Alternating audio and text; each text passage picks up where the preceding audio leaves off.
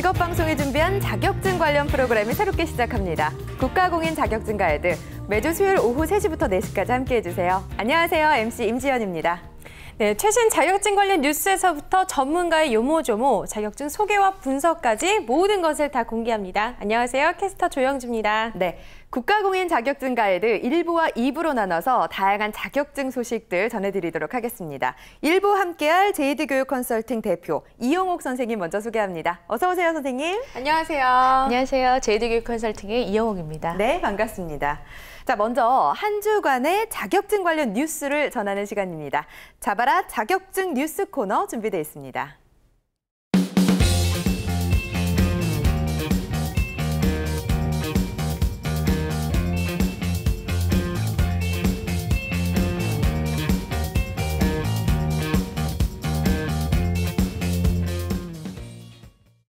네, 자격증 관련 최신 뉴스를 전하는 시간입니다. 이번에 영주 씨가 준비하셨죠? 어떤 소식인가요? 한 주간의 따끈따끈한 자격증 관련 뉴스 전해드리는 시간이죠. 첫 번째 소식부터 살펴보겠습니다. 화면으로 함께 만나보시죠.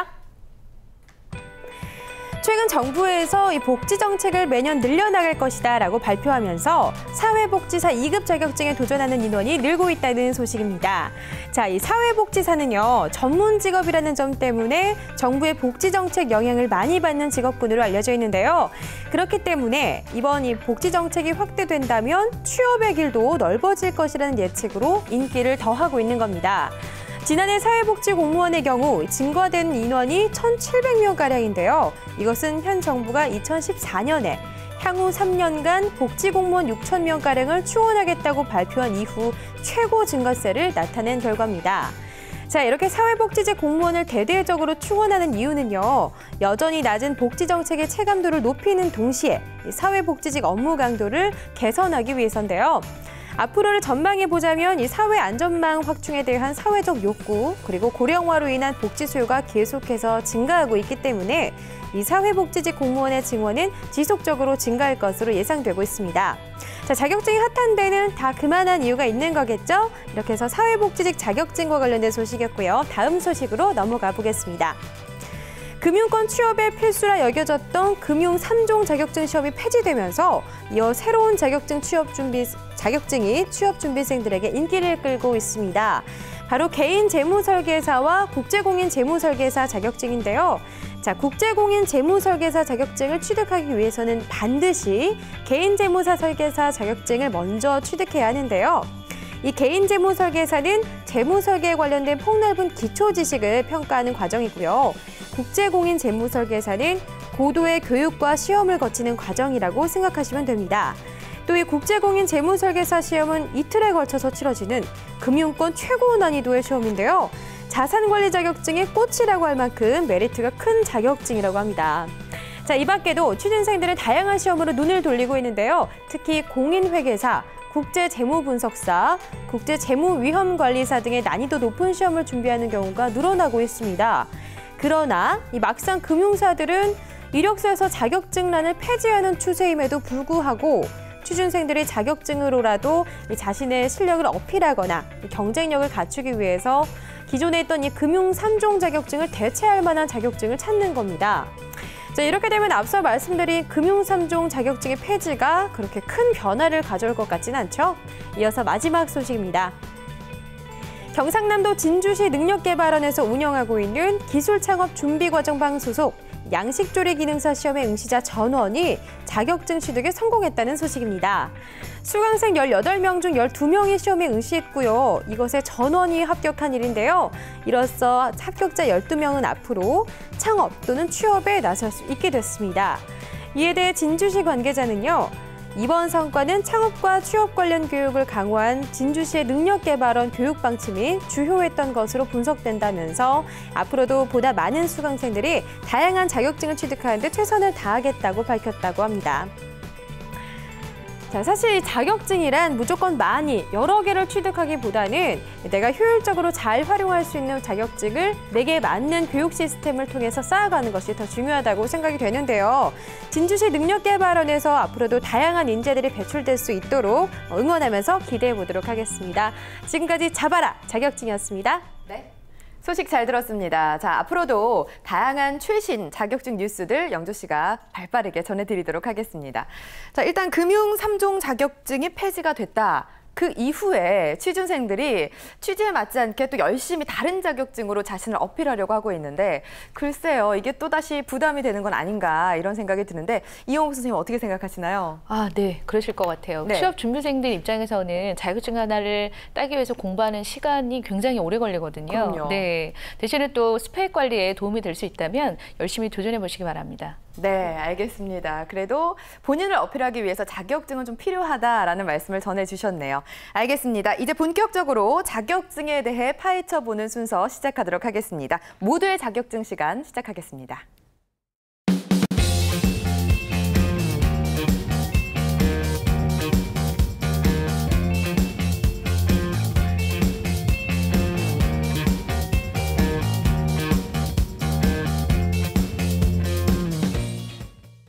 네, 모두의 자격증입니다. 이번 시간에는 자격증을 준비하는 분들이라면 정말 귀가 솔깃해질 그런 시간인데요. 인기가 좋고 많은 분들이 준비하고 있는 자격증 소개해드리도록 하겠습니다. 오늘 모두의 자격증 이영옥 선생님께서 소개를 해주실 텐데 어떤 자격증 소개해 주실 건가요? 네, 너무 많아서 걱정이라고 하시는 네. 공인중개사에 대해서 오늘 낱낱이 제가 파헤쳐드리도록 하겠습니다. 공인중개사는 정말 주변에서 쉽게 볼 수가 있어요. 네. 좀 흔히들 말하는 복덕방이라고 하잖아요. 네. 그래서 좀 어렵게 느껴지지는 않는데 글쎄요, 이 공인중개사 자격증 사실 우리가 집을 구하거나 이사할 때 여기서부터 시작이 되는 거잖아요. 그렇죠. 네. 공인중개사란 수수료를 받고요. 중개 대상물에 대하여 당사자 간의 매매, 교환, 임대차 네. 이런 것들을 알선 중개를 하기 위해서 부동산 중개업법으로 정한 공인중개사 자격시험에 합격하여 그 자격을 취한 자를 말합니다. 네. 네. 그 공인중개사 자격증은요, 진짜 인기가 많은 것 같아요. 네, 맞아요. 네, 저 같은 경우에도 도서관에 가보면요, 중장년층 어머니, 아버님들이 공부하는 게 거의 다 공인중개사 자격증이더라고요. 네. 도시락 싸갖고 다니고 네. 또 물병 들고 다니면서 공부를 많이 하시던데 단순하게 요즘에는 뭐 집을 중개하는 차원을 넘어서 지역개발 관련해서도 일을 한다고 들었습니다. 네. 종전에는 토지나 이런 것들을 같이 이용을 하실 때 보존이라는 거를 많이 하셨는데 네. 지금은 보존이 아니라 이동을 많이 하시잖아요. 그렇죠. 가치 수단으로 많이 하시기 때문에 네. 지금은 그 공인중개사라는 직업 자체가 중개업만 하는 것이 아니라 해외 투자자들에게 설명을 하거나 네. 예, 상담하시기도 하고요. 이용 개발에 대해서 많이 함께 하시기도 합니다. 네, 그렇군요. 많은 네. 일을 하고 있네요. 네네. 주거 관련 문제는 언제나 시대를 넘어서 중요한 문제이기 때문에 네. 그래서 공인중개사가 끊임없이 인기가 좋다는 생각이 드는데요. 네. 이 경매나 입찰 관련해서도 공인중개사 업무가 따로 있다면서요, 선생님? 네, 맞습니다. 보통 저희가 공인중개사들은 중개업만 하시는 거로 많이들 알고 계신데요. 네. 경매나 공매 이런 것들 또한 입찰 대행을 공인중개사분들이 하실 수가 있으세요. 네. 네, 그래서 그런 일들까지 다 같이 수행을 하고 계십니다. 네. 근데 실제로 또 이제 법과 관련된 일이기 때문에 경매나 입찰 같은 경우에는 변호사들이 또 많이 하고 있는 것 같더라고요. 네, 실제로 맞습니다. 그렇죠. 네, 법무사분들도 하고 계시고요. 변호사분들도 많이 하고 계신데 일반적으로는 공인중개사분들이 제일 많이 하고 계시니까요. 네. 네, 많이 활용하실 수 있습니다. 네, 그러니까 이렇게 얘기를 듣다 보니까 공인중개사가 이제 집을 매매하고 구하는 데뿐만 아니라 지역 개발에서도 일을 하시고 경매나 입찰 관련해서 일을 하니까 이건 그냥 부동산의 전문적인 컨설턴트다 그런 생각이 듭니다. 자, 네. 현재까지 활동 중인 공인중개사 수 직접 확인을 해봐야 될 것 같아요.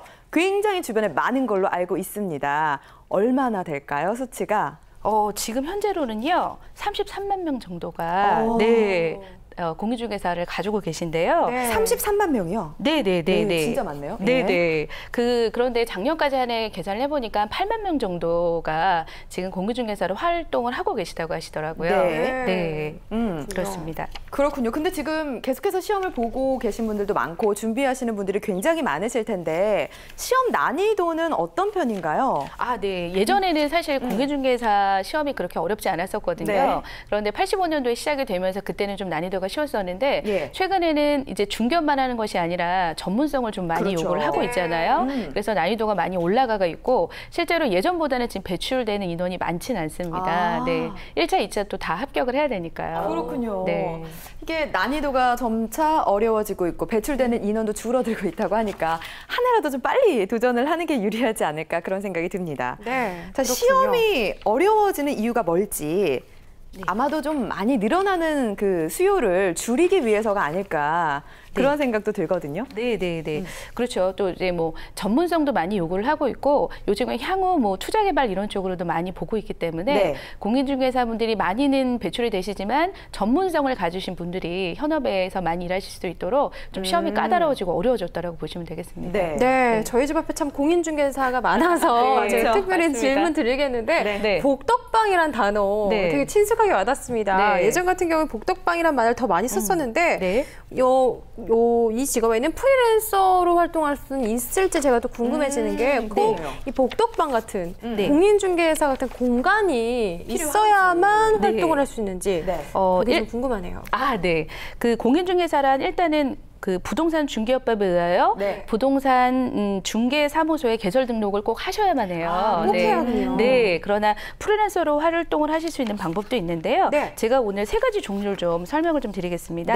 첫 번째는 이제 부동산 중개업이라고 해서 부동산 중개업에 의하여 중개사무소에 개설을 등록한 분들이 하시는 종류가 있고요. 이분들은 이제 건물 대상물의 매매, 교환, 임대차의 일정한 중개 수수료를 받고 중개 전문 인력을 활용하시는 분들을 얘기하시는 거고요. 이제 법인인 중개업자가 있으세요. 이분들은 중개업만을 영위할 목적으로 설립된 상법상의 회사로서 부동산 중개업법이 개설 등록 기준을 갖춰서 중개사무소 개설 등록을 받은 법인을 말합니다. 세 번째는 또 중개인 중개업자인데요. 이분들은 이제 법인 또는 공인 중개사가 아닌 자로서 중개업을 허가받은 사람들이에요. 그래서 예전에 부동산 중개업법이 제정되기 전에 중개만 하시던 이런 분들인데요. 그래서 기득권만 가지고 계신 분들인데 이런 분들은 중개사무소를 폐업하게 되면 재개업은 불가능하십니다. 그렇군요. 자, 종류가 생각보다 다양하게 있습니다. 첫 번째로 소개해 주신 게 공인중개사인 중개업자였고 그리고 법인인 중개업자도 있고 중개인 중개업자도 있습니다. 가끔 왜 전화 걸려올 때가 있어요. 이 땅에 투자하시면 수익이 보장됩니다. 그런 식으로 전화가 오는 경우도 있는데 이런 부분은 좀 어떻게 봐야 될까요? 사실은 현혹되기 쉽죠. 돈을 다 많이 벌고 싶어 하고요. 그러나 합법적인지를 봐야 되니까요. 사실은 부동산에 가셔서 알아보시는 경우나 또 부동산 이제 법인으로 설립된 곳에 가서 투자 자문을 받으시는 게 좋고요. 잘못 이제 전화 선택을 하셨다가 큰일을 당하실 수도 있습니다. 유의를 좀 하셔야 된다는 말씀입니다. 알겠습니다. 자, 그렇다면 공인중개사 자격증을 취득을 했습니다. 취업을 할 수도 있다라는 건데 어디로 취업을 하게 될까요? 취업이 가능한 곳이 상당히 많습니다. 꼭 개업을 하셔야 된다고 생각을 많이 하고 계신데요. 일단 첫 번째로는 개인사무소 개설이 가능하시고요.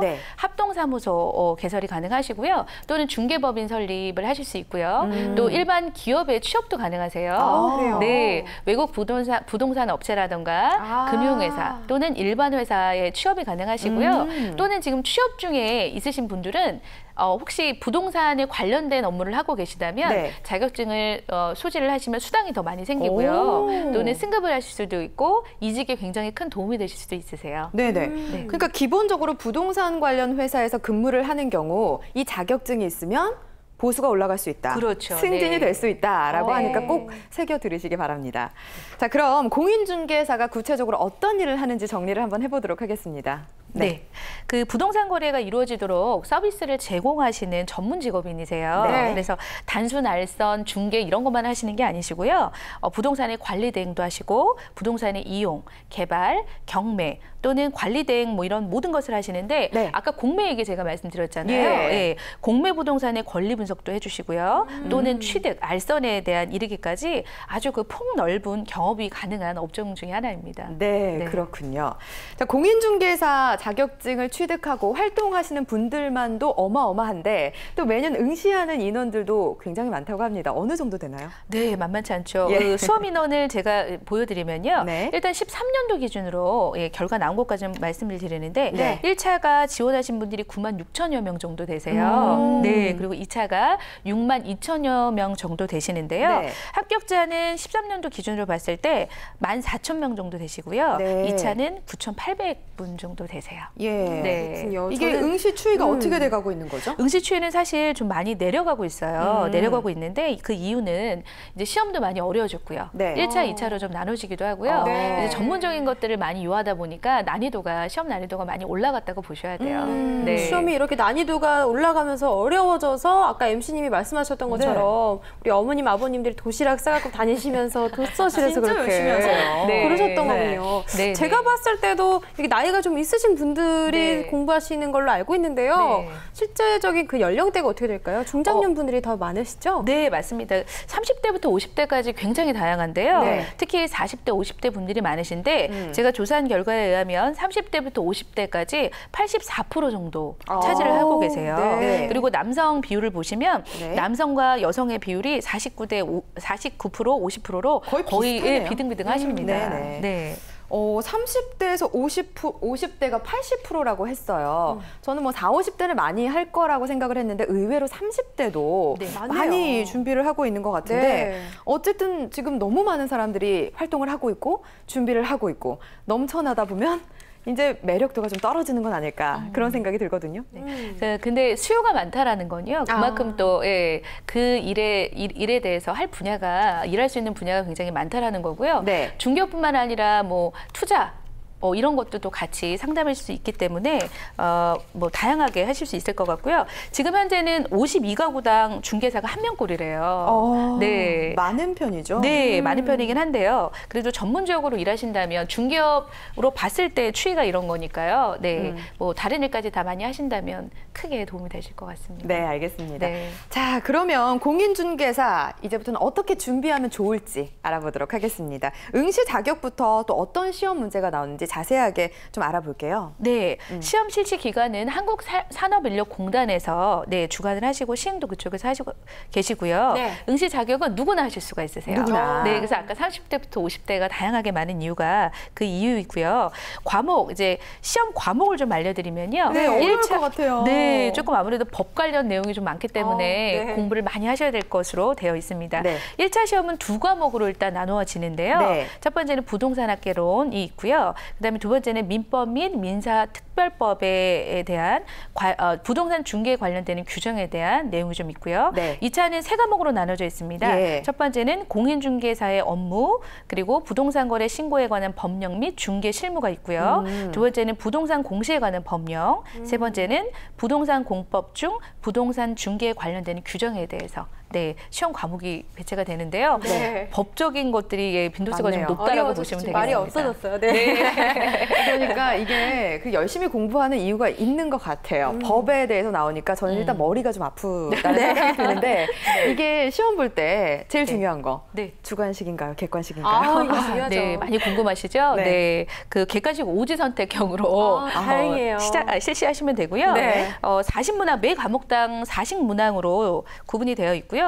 1차 시험에 불합격한 분들은 2차 시험에 합격을 하셔도 무효입니다. 네. 반드시 1차를 붙어야지 네. 2차도 응시를 할 수 있다는 거네요. 네, 맞습니다. 그럼 이것도 제가 여쭤볼게요. 네. 선생님. 상대를 의식하는지 안 하는지가 네. 절대평가인가 상대평가인가 네. 요거에 따라 다르거든요. 네. 의식하실 어떨까요? 필요 없으실 것 같습니다. 다행이다. 절대평가예요. 네. 네, 절대평가고 전체 과목 평균 60점 이상만 내시면 합격을 하시니까 그 서로 시험 보시는 분들끼리 분위기 좋게 가셔도 될 것 같습니다.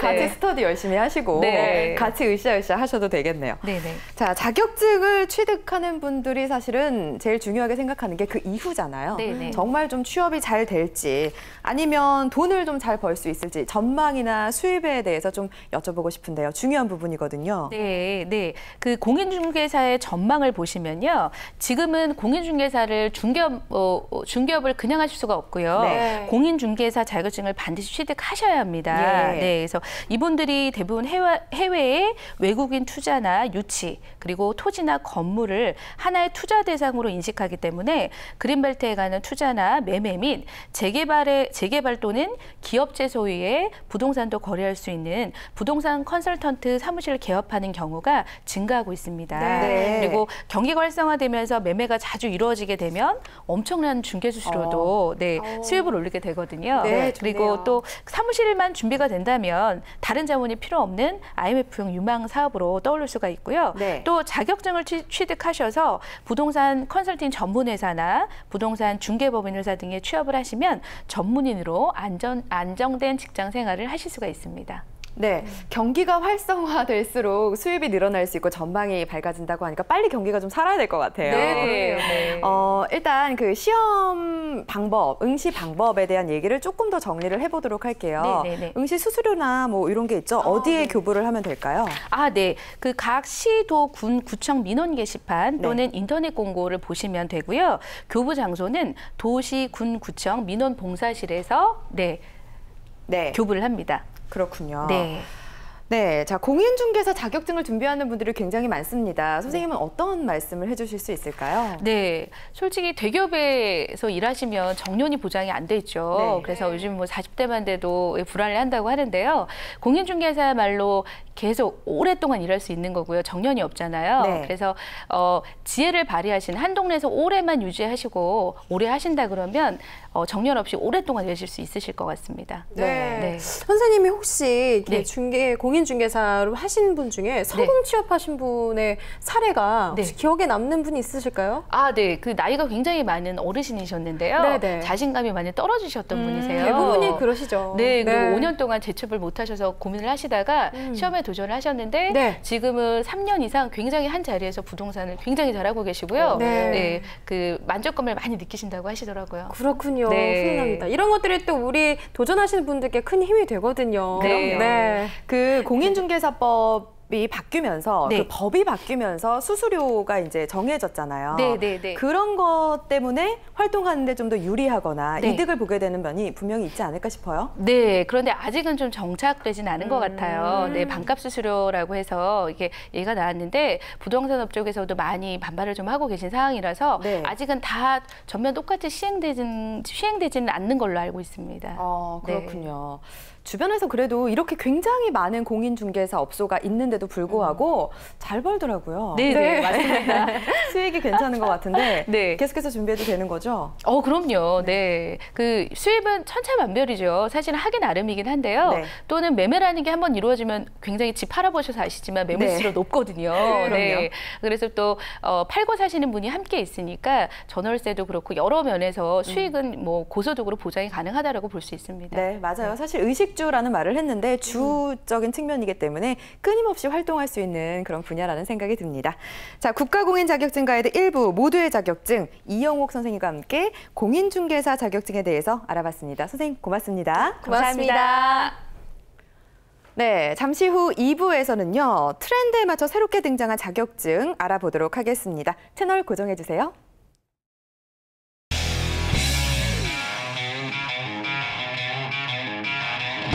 대한민국 대표 취업 전문 채널 한국직업방송이 2015년 공익 채널에 선정됐습니다.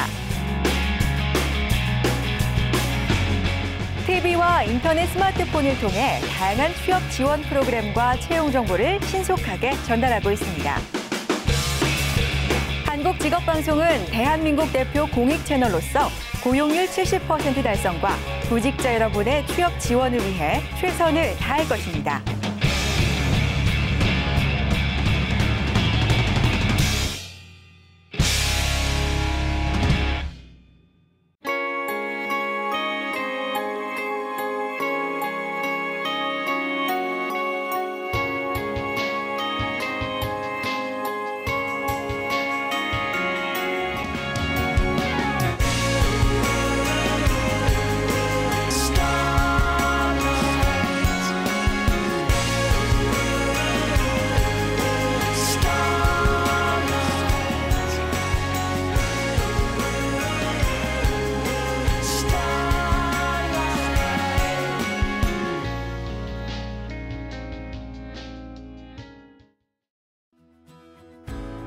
우리는 취업 준비생에게 힘이 되고 싶었고 그들이 든든한 사회의 일꾼이 되길 바랬습니다.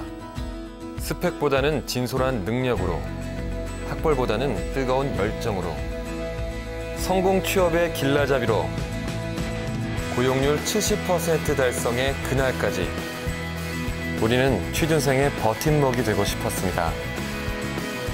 취업, 우리가 가장 잘하는 일이니까요. 성공 취업의 길이 시작됩니다. 취업정보센터. 하고 잘 다녀와. 애는 커가고 시간제 일자리 어디 없을까? 다녀올게. 애들 생각하면 다시 일해야 될 텐데. 나도 빨리 취업하고 싶다. 취업 정말 힘드네. 여자를 선호하는 회사는 어디 없나? 당신이 원하는 일자리가 보인다. 워크넷. 모든 일자리 정보가 한눈에 쏙. 강소기업 같은 좋은 정보가 한 손에 꽉. 워크넷을 보면 내일이 보입니다. 국가대표 취업 포탈 워크넷.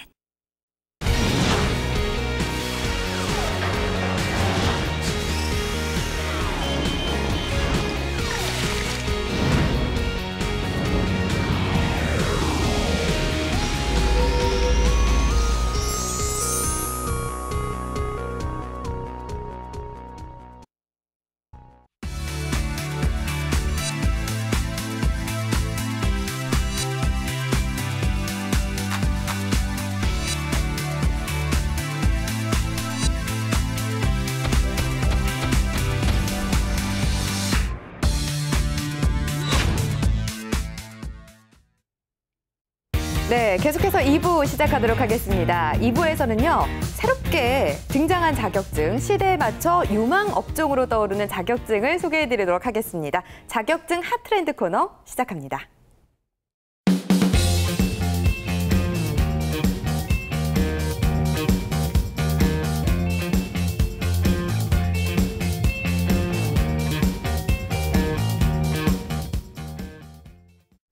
네, 자격증 핫트렌드입니다. 자, 함께 하실 분 소개해드릴게요. 커리어 전문가협회 전문위원 안양숙 선생님과 함께 하도록 하겠습니다. 선생님 어서 오세요. 안녕하세요. 네, 안녕하세요. 반갑습니다. 안녕하세요. 반갑습니다. 자, 저는 이 시간이 되면 굉장히 궁금해요. 유망 업종으로 떠오르는 자격증이 어떤 걸까? 오늘 어떤 거 소개해 주실 거예요? 오늘은 청소년 상담사 자격증에 대해서 소개해 드리겠습니다. 네, 청소년 상담사라. 자, 오늘 특별히 이 청소년 상담사를 이 시간에 소개해주는 이유가 있을 텐데요. 왜 유망 업종으로 꼽으셨는지요?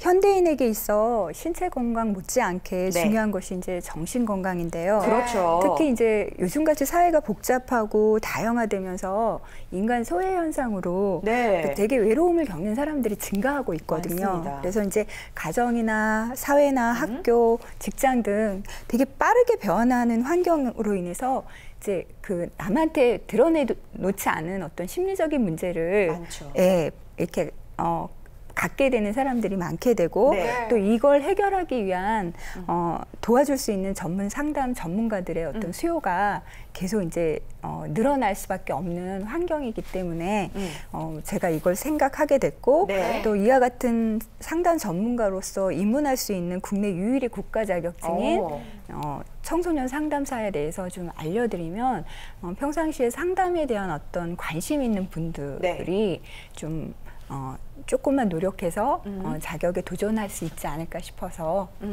이렇게 가지고 나왔습니다. 네, 알겠습니다. 사실 사회적으로 어떤 정서적인 문제가 되게 많다. 상담할 곳을 찾고 싶어 하시는 분들이 굉장히 많아요. 근데 성인들이라면 본인들이 찾아갈 곳이 충분히 많지만 아직 좀 불안전하잖아요. 청소년들 같은 경우에는 상담을 받지 못하고 또래 집단에 의존하는 경우가 많거든요. 그러다 보니까 제대로 된 해법도 못 구하고 방황하게 될 때가 많아요. 그렇습니다. 우리 모두가 겪고 지나와서 그 시기는 잘 알잖아요. 청소년기는 정말 질풍노도의 시기라고 볼 수 있는데 그만큼 고민도 많고 걱정도 참 많았던 시기인 것 같아요. 저만 해도. 그렇기 때문에 이 청소년 상담사라는 직업이 전도 유명한 직업이 아닌가 싶은데요. 선생님 어떨까요? 네, 맞아요. 그 청소년 상담사 자격증 자체가 또 소개해 주신 대로 뭐 국내 유일한 국가 자격증이다 이런 얘기를 하셨는데 이 부분 좀 소개를 해주세요. 저희가 이제 청소년 상담사란 청소년 기본법 제22조 1항에 의거해서 실시되는 청소년 상담과 관련된 국내 유일의 국가 자격증입니다. 그래서 청소년 상담사 자격 시험에 합격하고 청소년 상담사 연수기관에서 실시하는 100시간 이상의 연수 과정을 마친 사람에게 여성가족부 장관이 부여하는 국가 자격증입니다. 그러니까 민간에는 없다라는 거죠? 네, 맞습니다. 국가 자격증이라고 하고요. 100시간 연수를 받는다고 하니까 사실은 만만치 않겠구나 그런 생각도 드는데요. 그만큼 자격을 취득한 후에는 좀 사명감을 갖고 일을 할 수 있겠다라는 생각도 들고요. 특히 청소년들은 한참 인생의 진로를 고민하고 진짜 말씀하신 대로 우리 방황하는 시기거든요. 조언이나 상담이 굉장히 필요할 것 같아요. 네, 맞습니다. 청소년기는 부모의 보호가 절대적으로 필요한 아동기에서 성인기로 이행하는 과도기로 네. 의존적인 아동기와 독립적인 성인기의 심리적 특성을 모두 공유하고 있습니다. 그래서 특히 청소년기에는 자아 정체감이 형성되고 발전할 뿐만 아니라 네. 위기도 경험을 하거든요. 그럼요. 그래서 그 자아 정체감 형성에 긍정적인 어떤 도움을 주고 청소년들이 위기를 잘 극복할 수 있도록 지원할 수 있는 일반 상담과 차별화된 청소년 문제에 초점을 맞춘 전문 상담사가 필요하게 된 거죠. 네, 사실 그렇습니다. 자격증 자체를 법으로 지정할 정도라면 그것도 국가 자격으로요. 네. 그만큼 청소년 상담 문제가 중요한 문제라는 걸 알 수 있는데 전문 상담 인력 참 필요할 것 같아요, 선생님. 또 특히나 요즘 같은 때에는요. 네. 이제 학교 폭력이나 가출, 학업 중단, 왕따, 뭐 집단 괴롭힘, 약물 남용, 청소년 성매매 등 다양화되고 심각해지는 이제 청소년 문제에 대해 현실적으로 대처하기 위한 전문 상담 인력이 정말 필요하고 요구되어지는 상황이고요. 네. 그리고 이제 두 번째는 기존의 청소년 상담실, 사회 상담 기관 등의 전문적인 청소년 상담자 양성을 위한 교육 과정이 이제 없는 실정에서 분산되어 있는 청소년 상담 활동의 구심점을 마련하고 보다 효과적인 청소년 상담 활동을 전개할 수 있는 제도적 장치가 필요하기 때문에 이게 이제 마련이 된 거고요. 이제 마지막으로는 청소년 상담 관련 분야의 종사자들이 이제 전문성을 확보함으로써 청소년 선도 효과를 극대화하고 청소년에게 질 높은 상담 서비스를 제공하기 위해서 이 청소년 상담사 자격증을 별도 관리하고 있습니다. 네. 사실 학교라는 곳이요, 꼭 공부만 하는 곳은 아니잖아요. 확실히 친구들도 만나는 곳이고 공부도 하지만 정서적인 발달도 이루어지는 곳이기 때문에 이런 상담사 선생님은 꼭 필요하지 않을까라는 생각이 드는데 말씀해 주신 여러 가지 상황 때문에 그런지 요즘 학교에 좀 선생님들이 계시는 것 같더라고요, 상담사 선생님들이. 네, 처음에는 학교 사회복지사들이 처음에 이제 학교로 이제 진입을 하게 돼서 학교 사회복지 사업 분야에서 이제 상담이 이루어지다가 그 장벽이 좀 허물어져서 교사 자격증을 가지고 있는 교원 자격증을 가지고 있는 교사들을 대상으로 해서 이 상담 과정을 이수한 분들이 그러니까 교육 경력 증명서까지 이제 첨부를 해서 교사들 중에서 전문 상담 교사를 양성하고 있는 현상이 가지고 있습니다. 처음에는 사회복지사 관련 자격증을 가진 분들이 하셨다가 지금은 이제 교원 자격증을 가졌으면서 상담 업무를 이수한 자들이 할 수 있는 자격을 갖고 있다. 이렇게 얘기를 해주셨는데, 자, 그럼 청소년 상담사 자격증 소개해 주신 거, 그거를 취득하게 되면 과연 어떤 일을 하는지, 지금 선생님이 하고 있는 일과 청소년 상담사가 하고 있는 일이 좀 어떻게 다를까요?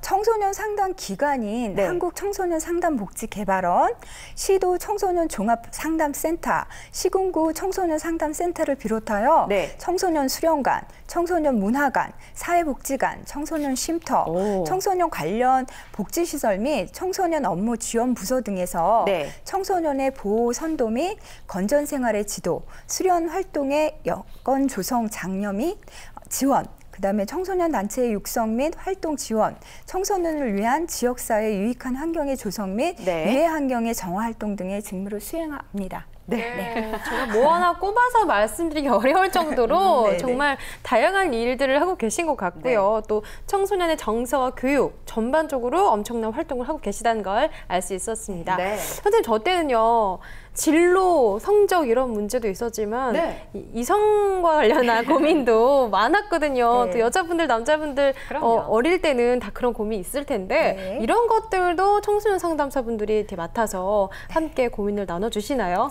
기본적으로 청소년 상담사는 성격, 적성, 진로 및 신체적, 정서적 증상 등으로 일상생활에서 어려움을 겪고 있거나 갈등에 놓인 청소년들이 자신의 문제를 해결할 수 있도록 상담 프로그램, 등 심리 검사 등을 활용하여 지원하거나 도움을 줍니다. 그러니까 기본적인 어떤 상담 활동이죠. 근데 이제 이 안을 좀 세분화시킨다면 이제 모든 아이들이 병리적으로 보는 게 아니라 정상적인 범죄에 속하는 청소년들에게 심리적 지원을 제공하여 병리적 행동을 예방할 수 있도록 하거나 부적응 행동을 변화시킬 수 있도록 돕는 일을 일단 하고요.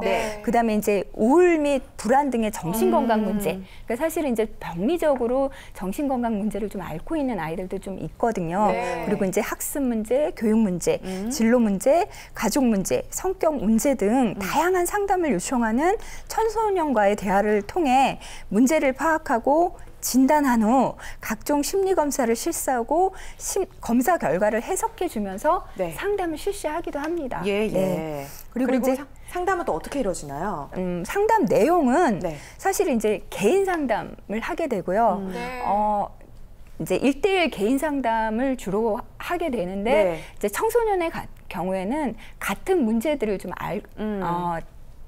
그러니까 고민하고 있는 친구들을 좀 모아서 모아서 집단 상담이나 자기 성장 프로그램이나 대인관계 향상 프로그램 등 청소년의 상황에 맞게 다양한 방식으로 시행됩니다. 그래서 상담을 위한 각종 프로그램을 개발하고 계획하는 것도 청소년 상담사가 수행하는 업무 범위입니다. 그렇군요. 이 밖에 이제 상담실 운영을 위한 각종 행정적인 업무도 이제 피할 수 없이 서류 작업이 참 많습니다. 학교가 좀 그렇죠. 그래서 그런 어떤 행정적인 업무 처리도 상담사의 일이라고 할 수 있습니다. 영주 씨가 말씀한 대로 그 시기에는 이제 이성에 대해서 눈을 뜨니까 이성적인 문제로도 굉장히 많이 고민을 하겠지만 왕따 문제도 심각하잖아요. 지금 친구들 사귀는 것도 좀 어려워하다 보니까 이런 부분에 대한 고민도 참 많을 것 같다라는 생각이 드는데 사실 고민을 갖고 있어도 내가 왠지 이렇게 상담을 하러 간다라는 것 자체가 친구들 눈에 띄거나 좀 꺼려지는 분위기가 되면 가기가 힘들잖아요. 분위기가 어때요? 일단은 아이들은 또래 집단, 그러니까 특히 청소년들은 또래 집단이 많이 형성이 되거든요. 그래서 이제 최근에는 또래 상담, 그러니까 전문 상담가들을 투입해서 청소년들의 어떤 문제를 해결해주는 방법도 계속 이어가고 있지만 그렇다면 또래들을 활용한 또래 상담과 또래 어떤 조정이라든가 그러니까 왜 다툼이나 어떤 갈등 상황에서 또래 조정자가 개입을 해서 갈등 해결을 좀 도와줄 수 있는 그러니까 또래 청소년을 이용할 수 있는 활용할 수 있는 프로그램들이 좀 많이 개발되고 있습니다. 사실 외국 영화 보면요, 왜 같은 고민을 가진 사람들끼리 이렇게 동그랗게 모여서 토론하면서 본인의 고민을 당당하게 얘기하고 함께 해결하고 듣고 그런 걸로 또 위로하는 것 장면을 제가 본 적이 있는데 아이들도 혹시 이런 방식으로 치료하는 프로그램이 따로 있나요? 이제 그런 프로그램 중에 하나가 이제 집단 프로그램으로 말씀해 주셨다.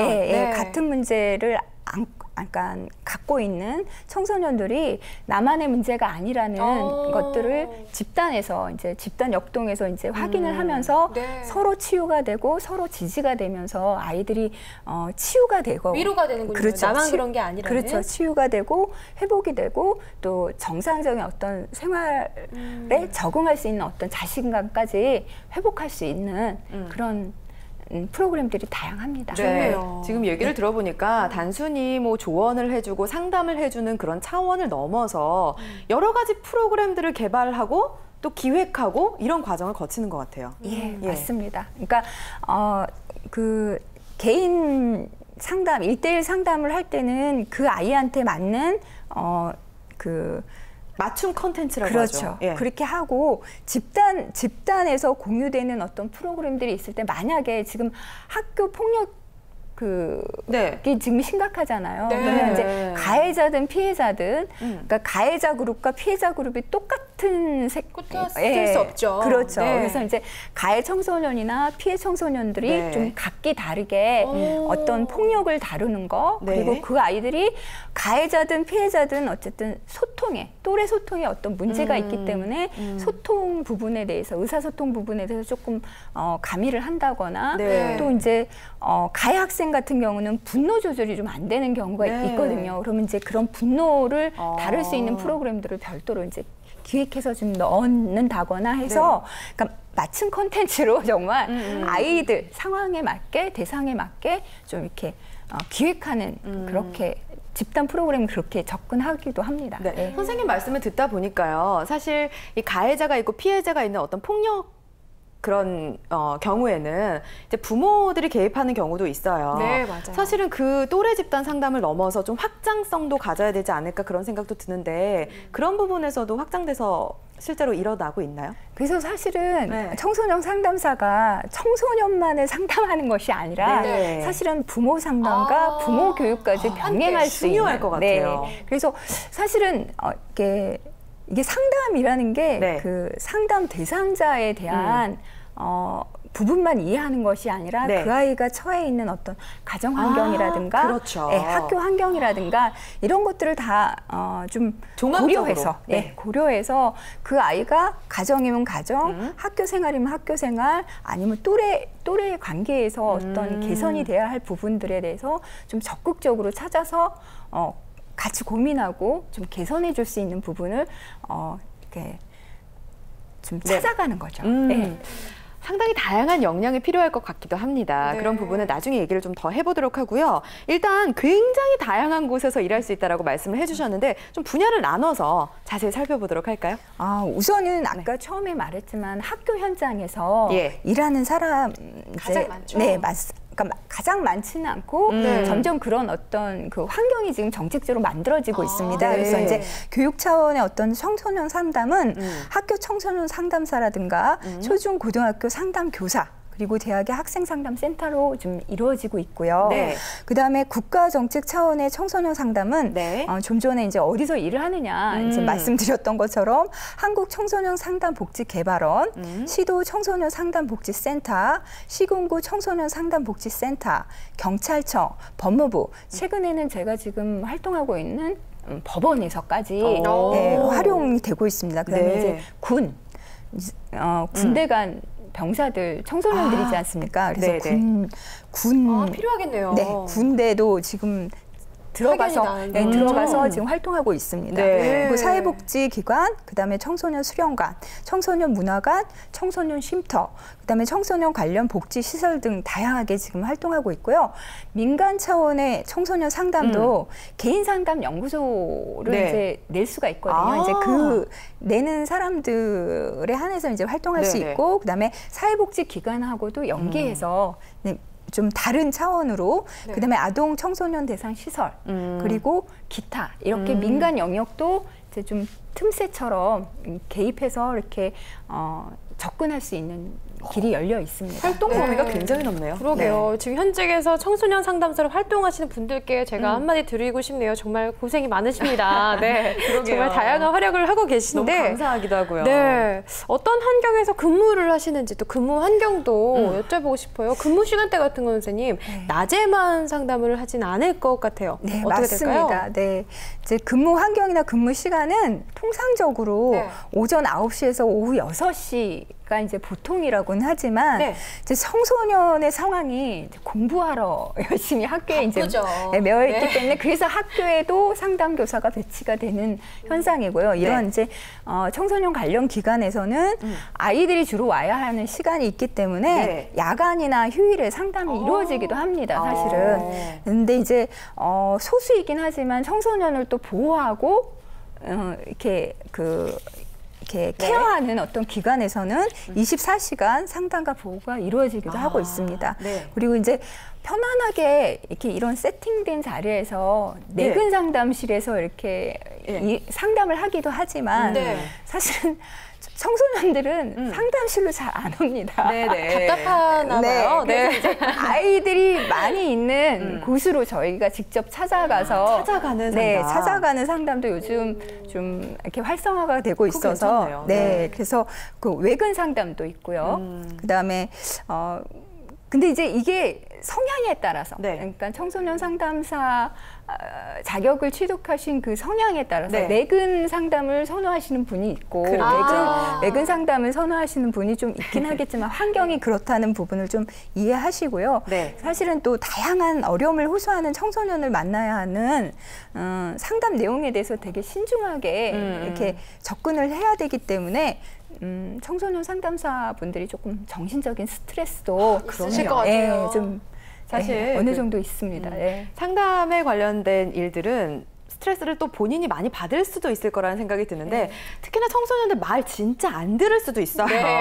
저는 왜 교회 오빠 같은 그런 성향을 가진 사람들한테 어울리지 않을까 그런 생각을 잠깐 해봤는데요. 실제로 성향은 어떤 분들에게 적합할까요? 그러니까 일단 청소년 상담사 업무를 하시려고 하시는 분들은 일단 청소년들하고 눈높이를 좀 맞추셔야 돼요. 그래서 이렇게 뭔가를 가르치거나 안 돼요. 훈계하거나 싫어해요. 이러면 애들이. 아이들이 가지 않습니다. 그래서 눈높이를 낮추고 그리고 그 아이들이 쓰는 어떤 그러니까 언어를 좀 이해하셔야 돼요. 그래. 중요하잖아요. 그거. 대화가 되려면 말이 사실은 저희들이 통상적으로 성인들이 쓰는 언어를 사용하지 않을 때가 다르잖아요. 많아요. 그래서 외국어도 아닌데 잘 알아듣지 못하는 언어들을 그럼 또 아이들이 무시할 것 같아요. 못 알아들으면. 그래서 그런 어떤 아이들의 트렌드에 맞는 언어도 좀 이해하면서 또 사실은 이해하지 못해도 정말 아이들한테 감사한 건 나 그 이야기 참 못 알아들었어 라고 얘기하면 좀 무시도 하지만 잘 가르쳐 줍니다. 그래서 솔직할 필요가 있어요. 아이들한테. 그러니까 내가 못 알아들었는데 막 알아들었다고 막 아는 척 하는 게 오히려 더 아이들한테 거부감을 줄 수 있거든요. 그래서 차라리 그 아이들의 언어를 좀 이해하려고 노력하고 또 모르면 모른다고 솔직하게 접근을 하면 아이들한테 충분히 그러니까 소통을 할 수 있겠군요. 소통이 되면서 또 이제 버팀목처럼 좀 지지하고 격려해주는 어떤 그 역할만 충분히 지속적으로 해주신다면 그러면 이 청소년 상담사 업무는 훌륭히 수행하실 수 있으실 겁니다. 그런 자격을 갖춘다면 충분히 매력적인 직업이 될 수 있을 것 같아요. 자, 이제부터는 자격증 준비를 하려면 뭐부터 준비를 해야 되는지 알아보도록 하겠습니다. 시험 정보 좀 알려주세요. 안타깝게 2015년 13회 시험에 대해서는 이미 이제 시기가 다 지났습니다. 사실은. 근데 이게 내년을 준비해야겠네요. 그래서 연 1회 이제 필기와 면접 시험으로 이루어지고 있고 자세한 내용은 한국산업인력공단 고객센터로 문의를 하시면 사실은 이 부분에 대해서는 안내를 받으실 수 있으실 겁니다. 필기랑 면접이 있군요. 자, 그럼 응시 자격을 좀 살펴보도록 할게요. 누구나 다 지원 가능한가요?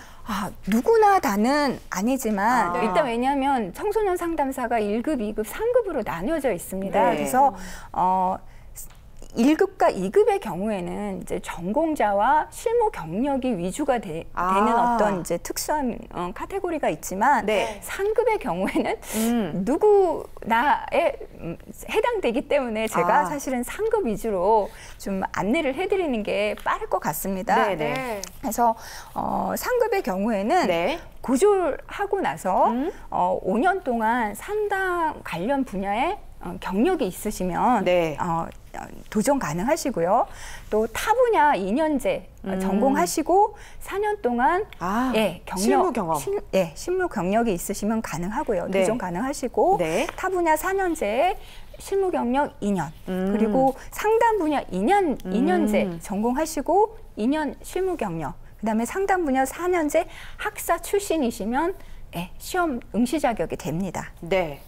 자, 응시 자격 중에 지원자분들이 좀 알아야 될 점이 있다. 좀 짧게 정리를 해주시죠. 3급 청소년 상담사에만 해당이 되는데요. 졸업 예정자는 응시 자격 서류 제출 마감일 당시 마지막 학기를 이수하고 있으며 졸업이 가능한 자의 하나입니다. 그리고 졸업 후 졸업증명서 및 전공 교과목 성적증명서 미지출 시 불합격 처리된다는 점을 좀 유념하시고요. 네. 복수 전공으로 상담 관련 분야를 선택한 경우도 인정합니다. 그러니까 학위 취득자의 하나이긴 하지만 인정하고요. 연계 전공 혹은 부전공으로 상담 관련 분야를 선택했을 경우 상담 관련 과목을 전공으로 4과목 이상을 4과목 이상을 이수한 경우에만 인정이 되면서 성적증명서 또는 교학처장 직인이 날인된 본인 재학 중 1년 수업연도 전공학과 커리큘럼을 제출해야만 합니다. 네, 그렇군요. 네. 중간에 보면 상담 실무 경력을 가지신 분도 응시가 가능한 걸로 나와 있는데 선생님, 그 경력이란 도대체 어떤 경력을 말하는지 기준이 궁금하네요. 저희가 실무 경력. 저희가 경력이라 하면 어느 기관에 근무한 경력만 얘기를 하는데 이거는 좀 까다롭게 실제 상담 경력을 보고 있습니다. 그래서 상담 실무 경력은 특정 상담 기관에서 일정 기간 근무한 경력을 말하는 것이 아니라 실제로 상담을 실시한 경력을 말하는 겁니다. 그래서 이제 청소년 단체, 청소년 상담복지센터, 청소년 쉼터, 각급 학교, 각종 대학, 뭐 자격검정위원회에서 인정하는 상담기관, 그리고 정부기관, 공공상담기관, 법인체 상담기관 및 민간상담기관 등에서 상담한, 그러니까 뭐 몇 사례를, 개인 상담을 몇 사례를 했는지, 집단 상담을 몇 살에 했는지, 몇 시간을 했는지, 세세하게. 그런 어떤 그 급수, 해당 급수에 따라서 그 자격이 좀 나누어지고 있습니다. 네. 자, 오늘 청소년 상담사 자격증에 대해서 꼼꼼하게 알아보고 있는데요. 시험의 문턱이 높으면 좀 힘들잖아요. 그 시험은 어때요? 시험은 난이도라든지 출제 유형이라든지. 뭐 시험은 1급, 2급, 3급 다 다르긴 한데요. 3급의 경우에는 6과목을 봅니다. 근데 이제 객관식으로 오지선다형으로 나오고요. 과목당 30문항 정도 출제되고 있습니다. 그렇군요. 합격 기준도 궁금하고요, 선생님. 아까도 제가 했던 질문인데 상대평가인지 절대평가인지도 중요해요. 어떨까요? 필기시험은 일단은 절대평가입니다. 왜냐하면 필기시험은 매 과목 100점을 만점으로 매 과목 40점, 그러니까 과락이라고 그러죠. 이제 40점 이상이어야 되면서 전 과목 평균 60점 취득자에 한해서 전부 합격 처리됩니다. 근데 이제 다만 면접시험은 면접위원 3인의 평점 점수 합계가 모두 15점 이상인 사람을 이제 하게 되고요. 이게 이 면접 했을 때 이런 분이 있었다는 설은 못 들었는데 근데 다만 면접위원회 가반수가 어느 하나의 평가사항에 대하여 1점으로 평점한 경우에는 평점 점수 합계와 상관없이 불합격 처리된다고 이 단서 조항은 있는데 사실은 이제 이렇게까지 상담 공부를 하신 분들은 이렇게까지 처리될 확률은 극히 적다고 생각하시면 됩니다. 그러니까 면접이 있긴 하지만 그렇게 두려워하지는 않아도 된다. 이렇게 정리를 하면 되겠습니다. 자, 기본적으로 법이 이제 청소년 상담사를 배치해야 하는 센터나 시설이 늘어날 것으로 예상이 됩니다. 앞으로 전망도 좋을 것 같고요. 청소년 상담사 자격증을 준비하는 분들 오늘 정보가 큰 도움이 됐을 거란 생각 듭니다. 자격증 핫트렌드에서요. 안향숙 선생님과 함께 청소년 상담사 자격증에 대해서 알아봤습니다. 선생님 고맙습니다. 고맙습니다. 감사합니다.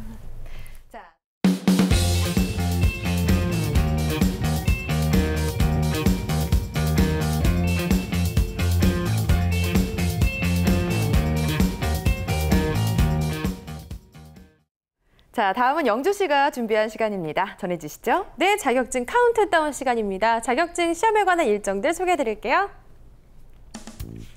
네, 주택관리사 자격증 시험 2차 원서 접수가 시작됩니다. 1차 접수는 이미 마감된 상태인데요. 8월 24일부터 9월 2일까지 접수하시면 되고요. 시험 날짜는 10월 10일 토요일이고요. 합격자 발표는 12월 2일입니다. 다음은 공인중개사 자격증 시험 일정입니다. 1차 접수부터 시작될 텐데요. 8월 10일부터 8월 19일까지가 원서 접수 기간입니다. 시험 날짜는 10월 24일이고요. 합격자 발표 11월 25일입니다. 자, 이번엔 청소년 지도사 자격증입니다. 오늘 소개해드린 자격증이죠. 1차 원서 접수 8월 10일부터 8월 19일까지고요. 시험 날짜는 9월 12일, 합격자 발표는 10월 14일입니다. 이번엔 관광통역안내사 자격증 시험 일정도 나와 있습니다. 1차 원서 접수는 이번 달인데요. 7월 27일부터 8월 5일까지 하시면 되고요. 시험 날짜는 9월 5일, 합격자 발표 10월 7일입니다. 네, 자격증 시험 카운트다운이었습니다. 네. 오늘 국가공인 자격증 가이드 다양한 자격증에 대한 이야기 나눠봤습니다. 자격증 준비하는 분들에게는 많은 도움이 되는 시간이었을 거라고 생각합니다. 자, 매력적인 자격증에 대한 모든 것 국가공인 자격증 가이드 다음 주에도 기대해 주시고요. 알찬 정보로 찾아뵙겠습니다. 시청해 주신 여러분 고맙습니다.